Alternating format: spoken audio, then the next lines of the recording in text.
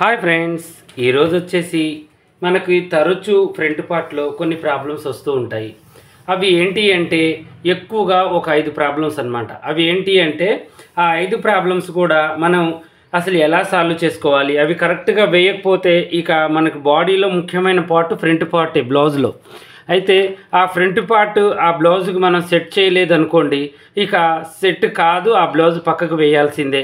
ఇక ఆ 5 తప్పులు ఏంటో ఈరోజు మనం తెలుసుకుందాం. ఎందుకంటే ముఖ్యంగా మనం చేయాల్సింది ఏంటి అంటే, ఒకటి ముందు మెడ రౌండ్గా రావడం, ఇంకోటి ఏంటంటే లోతు చంక కరెక్ట్గా తీయడం, ఒకటి డాట్ కరెక్ట్గా వేయడం, ఎక్కడ వేయాలి ఇవి. ఇంకోటి ఏంటి అంటే మన 4th డాట్ వేయాలా వేయొద్దా, ఇంకోటి ఏంటంటే ఉక్సులు పట్టి కాజల పట్టి తక్కువగా వస్తుందా రావట్లేదా. ఈ 5 టిప్స్ ఏంటి అంటే చాలామంది సిస్టర్స్కి తెలియదు అనమాట. ఇవి ఏంటి అంటే ఏదో ఇక కుడుతున్నారు, కట్ చేస్తున్నారు కానీ ఇక దాంట్లో తప్పులు చేస్తూ ఉంటారు. ఆ తప్పుల వల్ల అది సెట్ కావట్లేదని చాలామందికి తెలియదు. అది ఈరోజు నేను మీకు చెప్తానమాట. ముఖ్యంగా ఏంటి అంటే ముందు మెడ రౌండ్గా రావాలి అంటే, ఇప్పుడు ముందు మెడ ఉంది, ఈ ముందు మెడ మనం ఆది బ్లౌజ్ తీసుకున్నాము. ఆది బ్లౌజ్ తీసుకొని ఇప్పుడు ఈ బ్లౌజ్కి కరెక్ట్గా మనకి ముందు మెడ ఇలా ఉంది, చూడండి ఇలా ఉంది. ఇది రౌండ్గా లేదు, ఏమకి రౌండ్గా లేదంటే మనం ఏం చేస్తాము, ఇలా వేసి దీని ప్రకారం డ్రాయింగ్ అనేది వేసుకుంటాం. ఓకేనా? వేసుకున్న తర్వాత ఇప్పుడు దీన్ని మనం రౌండ్గా వచ్చేటట్టుగా ఏం చేయాలి దాని గురించి నేను చెప్తాను, వినండి. ఫస్ట్ మనం ఏం చేయాలి అంటే ఇలా పలకలాగా దీన్ని గీసుకోవాలి. ఇక చూడండి ఇలా గీసేసి కొంచెం లోనకని డ్రాయింగ్ అనేది వేయాలి. అంటే ఇక్కడ వెడల్పు పెట్టాలి. మనం వెనక బ్లౌజ్ పెడతాం చూడండి, వెడల్పు పెట్టాలి. ఇంకోటి ఏంటి అంటే ఈ యొక్క నెక్కు ఎంత డీప్ ఉండాలి అంటే, కొంతమంది ఏం చేస్తుంటారంటే నెక్కు 4, 4.5, 5 అలా పెడుతూ ఉంటారు. అలా పెట్టడం వల్ల ఏమవుతుందంటే పైకి పోయి ఇలా పార్సకపోతూ ఉంటుందన్నమాట. అయితే ఇప్పుడు మనం ఈ యొక్క నెక్కు కింది మనం వెడల్పు పెట్టుకున్న తర్వాత ఇప్పుడు ఈ రౌండ్ని తీయాలి. అయితే ఇప్పుడు చాలామంది ఏం చేస్తూ ఉంటారంటే నెక్కు పైకి తొడుగుతూ ఉంటారు. ఈ పైకి తొడగడం వల్ల కూడా నెక్కు షేప్ అనేది కరెక్ట్గా రాదండి. ఈ తప్పు ఎప్పుడైనా చేయొద్దు. కస్టమర్కి మీకు ఎక్స్ప్లెయిన్ చేయాలి. ఇప్పుడు ఇది మినిమం 6కి కిందికే ఉండాలి. ఇప్పుడు చూడండి, అందరూ ఏం చేస్తుంటారంటే ఇప్పుడు ఈడ ఖర్చుపోయింది, ఈడ ఖర్చుపోయింది, 5.5 ఉంది, ఇది కుట్టేసరికి 6 వస్తుంది.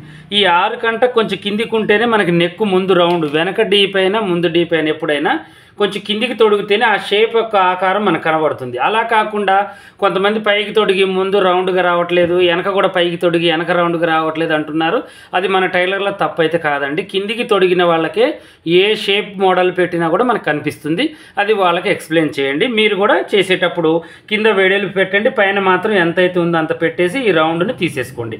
ఇది ఫస్ట్ తప్పు కింద మనం చేసుకోవాలన్నమాట. ఇది ఏంటంటే మనకు తెలియక కస్టమర్కి ఎక్స్ప్లెయిన్ చేయలేక మనం ఏం చేస్తూ ఉంటామంటే ఇక రౌండ్గా వస్తుందా రాదా అని ఉన్న దాంట్లోనే మనం చేస్తాము, అది రాదు. కస్టమర్ కూడా ముందు ఇక మీరు కూడా వాళ్ళు కుట్టినట్టే కుట్టారు, రౌండ్గా రాలేదని అంటారు. కానీ వాళ్ళ తప్పు అయితే వాళ్ళకి తెలియదు, అందువల్ల మనం చెప్పాలి. ఓకేనా?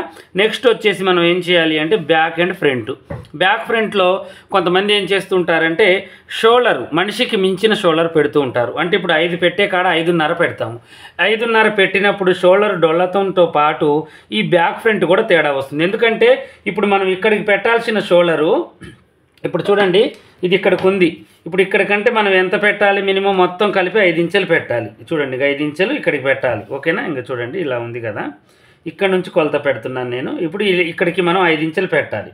ఈ 5 ఇంచులకి అంటే ఈమె కొంచెం లావు ఉండబట్టి నేను పెంచాను, కానీ లావు తక్కువగా అంటే 28, 30 నడుము ఉన్న వాళ్ళకి మనం 5 కాకుండా 5.5 పెట్టామనుకోండి, అంటే ఇక్కడ దాకా పెట్టేసామనుకోండి.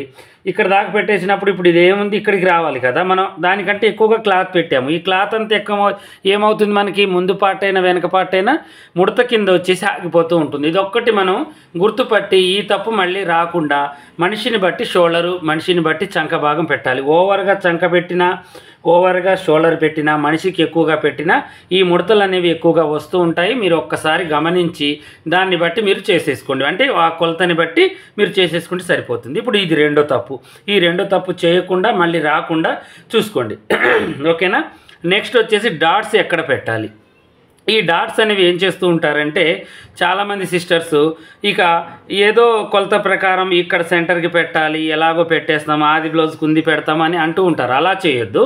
మనం ఆది బ్లౌజ్తో, ఇది బాగా గుర్తుంచుకోండి, ఆది బ్లౌజ్తో మనం కటింగ్ చేసిన తర్వాత ఈ యొక్క ఫ్రంట్ పార్ట్ ఇలా వచ్చింది కదా, వచ్చిన తర్వాత 3 భాగాలు చేయాలి. దీన్ని చూడండి, ఇలా 3 భాగాలు చేసేసి 3వ భాగం కింద ఈ కాట్ అనేది పెట్టుకోవాలి. మనం గుర్తుంది కదా, ఈ యొక్క పార్ట్ని 3 భాగాలు అంటే ఇప్పుడు మనం ఇలా కొలవాలి. ఇలా కొలిచేసిన తర్వాత 12 ఉంది కదా, 12 అంటే 4 ఇంచులకి మనం ఇక చూడండి 4 ఇంచులకి ఒక గుర్తు పెట్టేసి ఇలా మనం ఈ గుర్తు అనేది పెట్టాలన్నమాట. ఓకేనా, ఇలా 3 ఒక భాగం ఇటు 2 భాగం ఇటు వదిలేసి ఈ కాటు పెట్టినట్టయితే మనకు పర్ఫెక్ట్గా కరెక్ట్గా ఫ్రంట్ పార్ట్ అనేది వస్తుంది.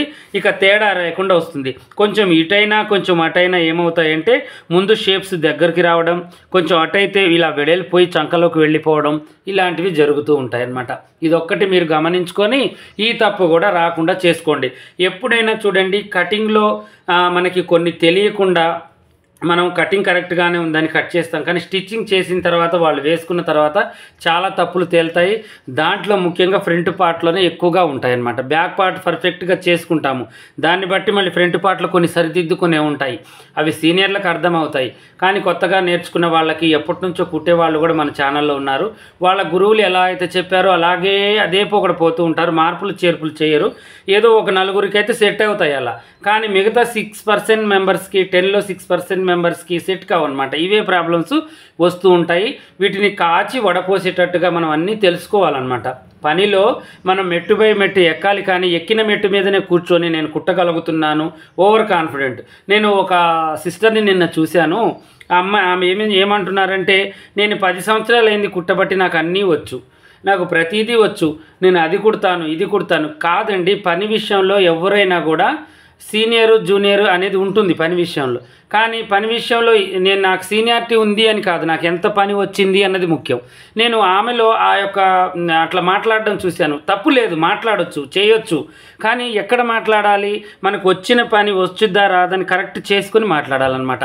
అయితే తను ఆది బ్లౌజ్ చూయించి చెప్పారు. అప్పుడు నేను ఒక 2-3 తప్పులు చూయించి అడిగితే ఆమె దగ్గర జవాబు లేదనమాట. అంటే దాన్ని బట్టి ఏంటి, నాకు పని వచ్చు అన్న ఫీలింగ్ ఎక్కువ ఉంది, పని తక్కువగా ఉంది. ఎన్ని ఇయర్స్ అన్నది కాదు ముఖ్యం, మనకి పని ఎంత పని వచ్చింది. పర్ఫెక్ట్ పని 6 నెలలు నేర్చుకున్నా చాలండి. 10 సంవత్సరాలు కుడితే మనకు వచ్చిందని కాదు, కరెక్ట్గా 6 నెలలు నేర్చుకున్నా కూడా మనకు పని వచ్చిందా రాదా అనేది మనకు ముఖ్యం అనమాట. అది తెలుసుకోవాలి. అక్కడ వయసు, పని, సీనియారిటీ అది కాదు, మనం ఎంత అర్థం చేసుకొని ఎంత కుడుతున్నాము అన్నది ముఖ్యం. అవన్నీ కూడా మన ఛానల్లో నేను ఎప్పుడు పెడుతూ ఉంటాను. నేను ఎవరిని ఉద్దేశించి అనలేదండి. ఇది ఒక్కొక్క మైండ్లో నాకు వచ్చు, నేను వేస్తున్నాను, నేను చేస్తున్నాను, వాళ్ళది నేను చూసేది ఏంది, వాళ్ళని నేను అడిగేది ఏందన్న వాళ్ళు చాలామంది ఉన్నారండి.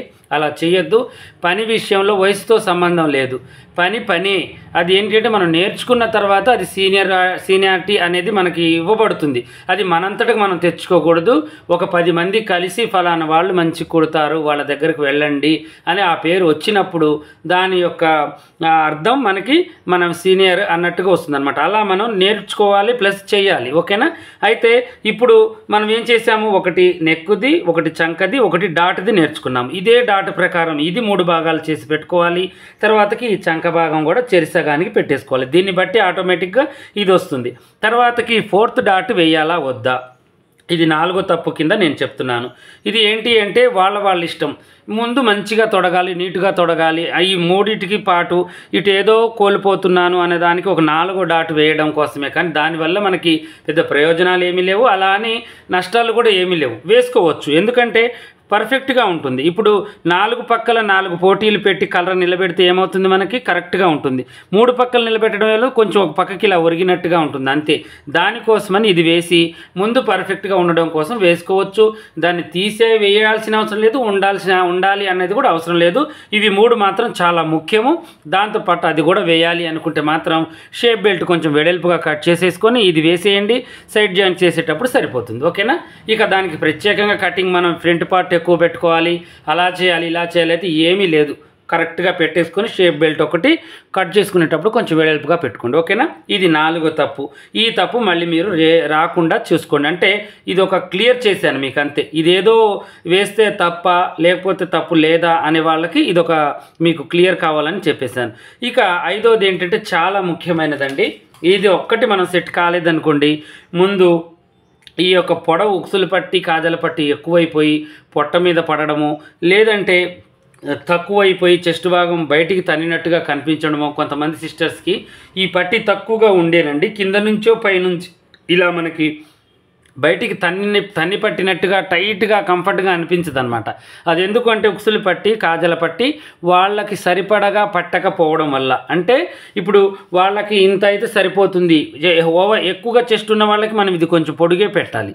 ఇది పెట్టకుండా ఏదో షార్ట్గా మనం నార్మల్ చెస్ట్ ఉన్న వాళ్ళకి పెట్టినట్టు పెట్టామనుకోండి, అప్పుడు ఏమవుతుంది, కింది నుంచి పైనుంచి టైట్గా పట్టేసి బయటికి వెళ్ళినట్టుగా అసహ్యంగా అనిపిస్తుంది అనమాట సిస్టర్స్కి. అందువల్ల మనం ఈ ఉక్సులు పట్టి కాజల పట్టిని కూడా పర్ఫెక్ట్గా మనం ఇలా చెక్ చేసుకోవాలి. ఆది బ్లౌజ్తో మనం ఈ యొక్క మనం నెక్ అనేది కొలుచుకున్న తర్వాత దీన్ని ఇలా చూసుకోవాలి. ఇలా చూసుకున్న తర్వాత కింద ఒక 1/2 ఇంచు, పైన ఒక 1/2 ఇంచు, అంటే మొత్తం మీద 1 ఇంచ్ వదులుకోండి. పైన ఒక 1/2 ఇంచు, కింద ఒక 1/2 ఇంచు. లేదంటే ఈ నెక్ వరకు కరెక్ట్గా ఇలా పెట్టేసి మీరు కింది బాజులో కూడా ఖర్చుల మందం ఉంది కదా, 3/4 ఇంచు ఇక్కడ వదిలేసుకోవాలి. చూడండి, ఇక్కడ ఆది 1/2 ఇంచు కంటే ఎక్కువ వదిలేసుకుంటే చాలు. ఇక మనకు ఆది బ్లౌజ్ ఎంత ఉందో అంతే వస్తుంది. ఇక ఈ యొక్క డాట్ వేసుకొని తర్వాతకి పైన ఖర్చు కింద ఖర్చు పోగా మిగిలింది మనకి ఆది బ్లౌజ్ ఎంత ఉందో అంత వస్తుంది అనమాట. ఇది మనం చూసుకొని పర్ఫెక్ట్గా పెట్టుకోవాల్సిన కొలతలండి. ఈరోజు 5 తప్పులు మీరు చేస్తే ఫ్రంట్ పార్ట్ మీకు సెట్ కాదు అనే దాని గురించి చక్కగా మీకు వివరించాలని నేను వివరించాను. ఎందుకంటే ఒకటి షోల్డర్లో తేడా ఉంటే, ఒకటి నెక్కులో తేడా ఉంటుంది, ఒకటి నెక్కులో తేడా ఉంటే డాట్స్లలో తేడా ఉంటుంది, డాట్స్లలో తేడా ఉంటే మనకి ఈ యొక్క ఉక్సు పట్టి కాజల పట్టిలో తేడా ఉంటుంది. ఇవన్నీ మనం ఒకదానికి ఒక లింకులు మనం తెలుసుకుంటేనే ఈ యొక్క టైలరింగ్ పనిలో రాణించగలుగుతామండి. ఎవరికైనా సెట్ చేసేంత సత్తా మనకు వస్తుంది. ఓకేనా? ఇలాగే మరిన్ని మంచి వీడియోస్ కోసం మా ఛానల్ చూడండి. మీకు ఇంకా ఇలాంటి డౌట్స్ ఏమైనా ఉన్నా కామెంట్లో అడగండి, ఖచ్చితంగా నేను వీడియో తీసి పెడతాను. ఈ తప్పులు మీరు మళ్ళీ రాకుండా మీరు చేయాలని ఇది మంచిగా ఎక్స్ప్లెయిన్ చేశాను. ప్రతి ఒక్కళ్ళకు ఉపయోగపడుతుంది, చూడండి. ఓకేనా?